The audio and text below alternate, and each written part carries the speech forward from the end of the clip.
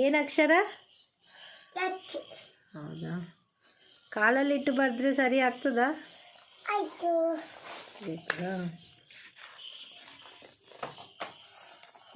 ನಿತಿನ್ ಮಾಮನಿಗೆ ಕಲಿಸ್ಲಾ?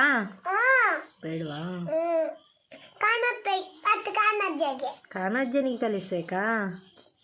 ಕನ್ನಡವೇ ಮಾತಾಡಬೇಕು? ಕನ್ನಡ ಮಾತಾಡ್ತೇನೆ. ಮಾತಾಡ್ತೀಯಾ? ಗುಡ್. ಟೀಚರ್ ಹತ್ರ ಕನ್ನಡ ಮಾತಾಡ್ದಾ? ಅಂಗನವಾಡಿಯಲ್ಲಿ ಮಾತಾಡಿದ್ರೆ ಸಹ ಏನಾಗಲ್ಲ.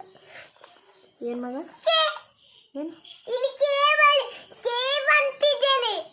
ಹೌದು. ಕೆ ಯಾಕೆ? ಹೆಚ್ಚಾದ್ಮೇಲೆ ಐ ಬರಿಬೇಕು. ಐ ಐ ಇಂಥ ಗೆರೆ ಬಾರ್ದು ಚುಕ್ಕಿ ಅದು ಈ ಅಲ್ವಾ? ಅಮ್ಮ ಇಲ್ಲಿ ಉಳ್ಳಾಡಿ ಬಂತೇನೆ. ಏನು?